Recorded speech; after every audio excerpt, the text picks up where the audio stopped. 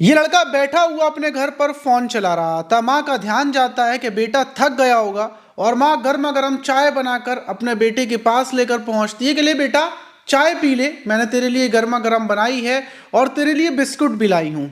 और बस माँ चाय देती है, लेकिन माँ को नहीं पता था कि आगे क्या होने वाला है, बेटे के दिमाग में क्या चल रहा है। वो बराबर से चाकू उठाता है और चाय लेने के बाद अपनी माँ के गले पर चाकू से ताबड़तोड़ वार कर कर माँ की हत्या कर देता है। माँ कुछ देर तक तड़पती है और वहीं पर गिर जाती है।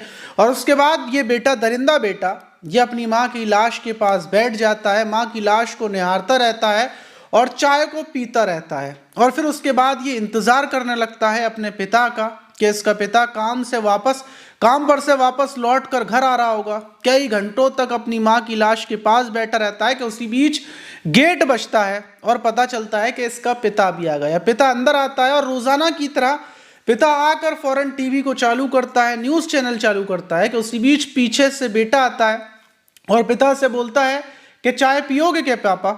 और इतने में जो पिता था, रोजाना की तरह वो अपनी पत्नी को आवाज लगाता है, लेकिन पत्नी की आवाज नहीं आती।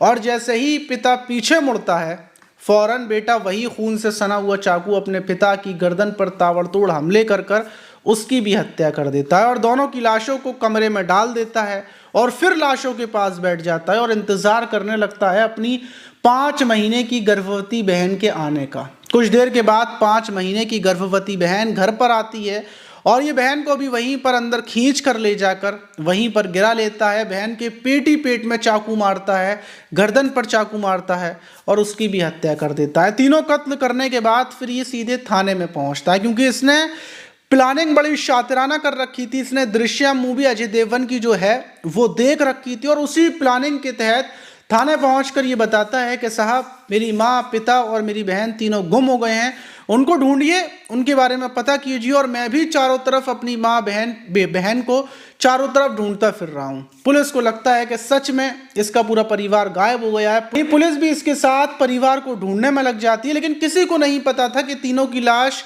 घर पर पड़ी हुई है। और उसके बाद 3 दिनों के बाद लाशों को घर से उठाया जाता है। और अब सवाल ये था कि आखिर बेटे ने इतनी शातिराना प्लानिंग से अपने परिवार की क्यों हत्या की और क्या इसकी प्लानिंग थी। जब आप पूरी घटना को सुनेंगे कि आखिर ये कैसे पकड़ा गया और इसने क्या सोच रखा था, तो आप भी चौंक जाएंगे। तो चलते हैं और जो आज की घटना है उसको शुरुआत से जानते हैं आखिर तक।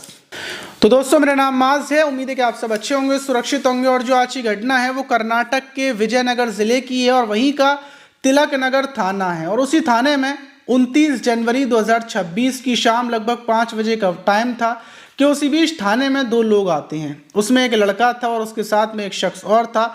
और वो लड़का वहाँ पर बैठे हुए इंस्पेक्टर को बताता है कि साहब, मुझे गुमशुदगी की रिपोर्ट दर्ज करवानी है। जो इंस्पेक्टर था वो पूछता है किसकी दर्ज करवानी है। तो लड़का बताता है कि साहब 27 जनवरी से, क्योंकि 27 जनवरी की उस शाम को जब मैं घर पर वापस आया तो घर पर कोई नहीं था। वैसे घर पर मेरी माँ, पिता और एक मेरी बहन रहते हैं, लेकिन वो 27 जनवरी को घर से निकल गए हैं और उसके बाद उनका कुछ भी नहीं पता। अब जो इंस्पेक्टर था वो सुनकर हैरान हो जाता है कि इसके माँ, पिता और बहन गायब हो गई। और ये भी बताता है कि जो इसकी बहन है वो 5 महीने की गर्भवती भी है और उसने फ़ोन पर कई बार फ़ोन कर लिया, लेकिन कुछ पता नहीं चल रहा है। बस एक बार जब उसने फ़ोन किया था अपने पिता के नंबर पर, तो दूसरी तरफ से किसी महिला ने फ़ोन उठाया था और उस महिला ने बताया था कि बेंगलुरु का जो सरकारी अस्पताल है यहीं पर तुम्हारे माता पिता हैं और उन्हीं का फ़ोन है, तुम यहीं पर आ जाओ। और जब इतना पता चला तो मैं अपने चाचा के साथ, ही मेरे साथ में जो है ये मेरे चाचा हैं, और 27 जनवरी के बाद 28 जनवरी को मैं अपने चाचा के साथ बेंगलुरु का जो अस्पताल है वहाँ पर गया था। और उस अस्पताल में हम लोगों ने चप्पा चप्पा छान मारा, लेकिन कुछ पता नहीं चला। दोबारा उस नंबर पर कॉल की तो नंबर स्विच ऑफ आ रहा था। फिर उसके बाद हम वापस आ गए और देखिए साहब, मैं वहाँ पर गया था, वो अपना फ़ोटो भी दिखाता है अस्पताल में अपने माता पिता को ढूंढते हुए, टहलते हुए वीडियो भी दिखाता है। तो पुलिस को यकीन हो जाता है कि वही लड़का तो वाकई में फ़िक्रमंद है, अपने माता पिता को ढूंढने में लगा हुआ है। वही पुलिस जो है, पुलिस इंस्पेक्टर थे, वो एप्लीकेशन ले लेते हैं और बोलते हैं कि ठीक है, हम पता करते हैं, अपने नंबर वगैरह, अपने पिता का जो नंबर था वो लिख जाओ, और उसके बाद उसको वापस भेज देती है। वहीं पुलिस छानबीन में लग जाती है कि आखिर माता पिता कहाँ गायब हो गए। वाकई में अगर बेंगलुरु के अस्पताल में वो लोग थे तो कहाँ चले गए। इसलिए पुलिस सबसे पहले जो उनका नंबर था जो स्विच ऑफ हुआ था उसके बारे में पता करती है, उसकी लास्ट लोकेशन को निकालती है, तो पता चलता है कि लास्ट लोकेशन, वैसे तो लोकेशन जो थी वो लोकेशन चारों तरफ घूम रही थी, लेकिन लास्ट लोकेशन जो थी वो तिलक नगर का ही जो कोटुदूर इलाका है जहाँ पर वो लड़का रहता था वहीं की लोकेशन थी।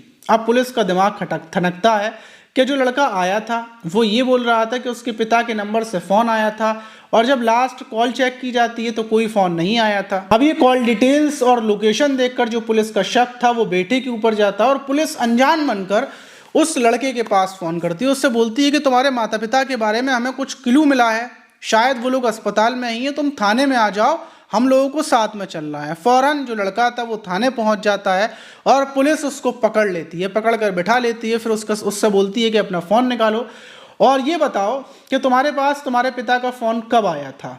और फिर उससे सवाल जवाब शुरू होते हैं। फिर पुलिस बताती है कि जो तुम्हारे फ़ोन की लोकेशन थी वही तुम्हारे पिता के फ़ोन की लोकेशन थी। तुमने ये झूठ क्यों बोला कि तुम्हारे पास हॉस्पिटल से फ़ोन आया था? तुम्हारे पास कोई हॉस्पिटल से फ़ोन नहीं आया।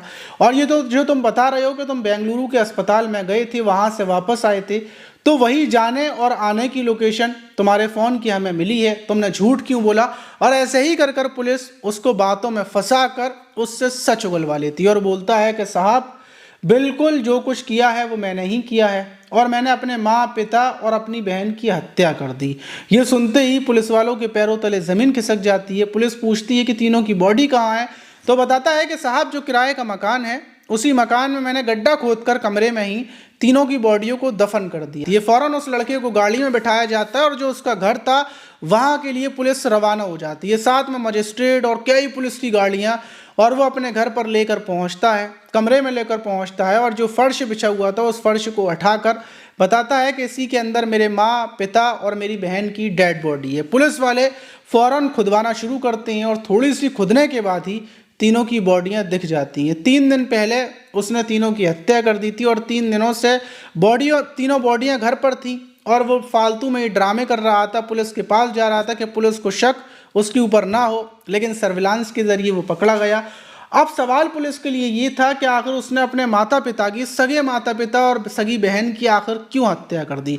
अब जब उससे पूछी जाती है पूरी बात तो वो शुरुआत से बताता है कि साहब मैं चित्रदुर्ग ज़िले का जो होस दुर्गा इलाका है उस इलाके का रहने वाला था, अपने माता पिता बहन के साथ रहता था, लेकिन जो हमारा काम है क्योंकि वहाँ पर हमें रोज़गार हमारे पास नहीं है, इसलिए हमें जहाँ पर रोज़गार दिखता है हम उस शहर में चले जाते हैं और वहीं पर किराए पर रहते हैं, वहीं पर पैसे कमाते हैं।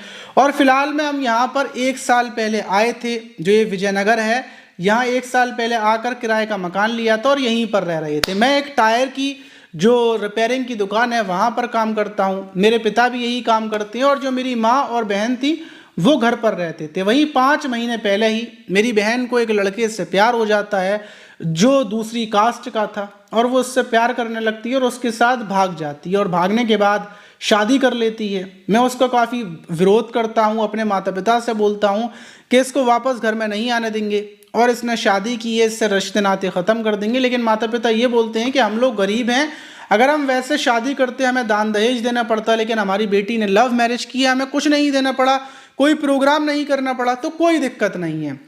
लेकिन इसके दिल में अपनी बहन के लिए नफरत थी। जो इसकी बहन थी जिसका नाम अमृता था, जिसकी उम्र लगभग 20 साल थी, अमृता की शादी के बाद ये अमृता से नफरत करने लगा था, और जो इसके पिता थे भीमराज और माँ जयलक्ष्मी, उनके साथ ये किराए के मकान में रह रहा था, जिंदगी बिल्कुल ठीक ठाक चल रही थी। वहीं जो अमृता थी वो शादी के बाद से ही प्रेग्नेंट हो गई थी, और अब 5 महीने की वो प्रेग्नेंट थी, और उसके प्रेग्नेंट होते हुए ये जो माता पिता हैं वो अपनी बेटी को बुला लेते हैं किराए के मकान में ही अपने साथ कि चलो आ जाओ, कोई बात नहीं है, तुमने भाग के शादी की, लेकिन बेटी तो तुम हमारी हो। और जब अमृता को ये घर पर देखता है अक्षय, तो इसका दिमाग घूम जाता है और ये गुस्से में आग बबूला हो जाता है। ये बोलता है कि हमारी बहन ने हमारी इज्जत उतारी थी, इसको मैं वापस नहीं आने दूंगा, और ये अमृता को बाहर निकालता है, भगाता है, लेकिन माता पिता इसके खिलाफ थे। वो बोलते हैं अगर तुझे जाना है तो तू चला जा, लेकिन हमारी बेटी नहीं जाएगी। और बस यही अल्फाज की वजह से इसका दिमाग घूम जाता है और इसके दिमाग में सिर्फ यही बात आती है कि इसके माता पिता ने भी दगा की, इसकी बहन ने पहले इसको धोखा दिया था, और अब माता पिता भी इसको छोड़ने पर तैयार हैं। इसने अपने माता पिता के लिए काम किया, पैसे कमाए, सब कुछ अपने माता पिता के लिए किया, और आज माता पिता इसको ये बोल रहे हैं कि तुझे जाना है तो चला जा, और ये बात इसके दिल पर लग जाती है। और 27 जनवरी को